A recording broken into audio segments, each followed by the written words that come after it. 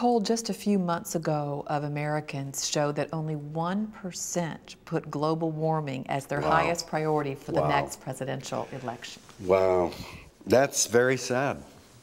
That's very sad, but it's kind of, in a way, a confirmation of what Gore told me in 1988. He blew me away with his environmental understanding.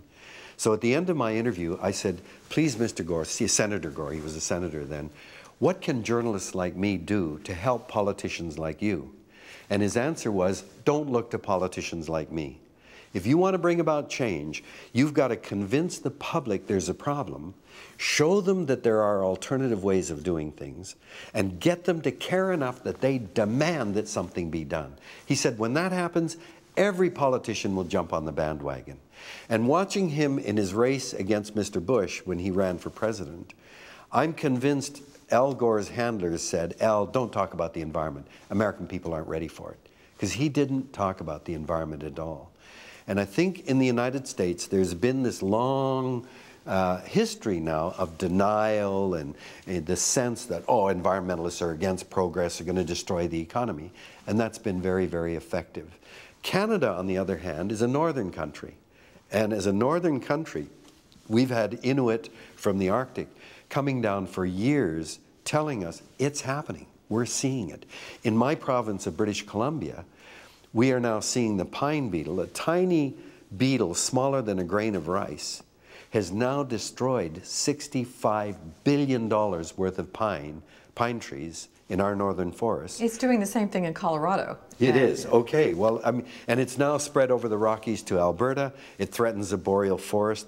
And this is because these insects are not kept under control by extreme cold weather in the winter. So we're seeing the impact, and in Canada, boy, I can tell you it's a hell of a lot more than 1% of the population is demanding that something be done about this. Why do you think there is still a debate, and is it frustrating to you, about global warming? Well, I think there are a lot of things. First of all, we talk about the impact as a slow motion impact. I did my first program on global warming in 1988. And at that time, I wrote in the script, this is an urgent issue, we've got to act, but it's a slow motion catastrophe. I really didn't believe in 1988 we would see anything for another 50 or 60 years.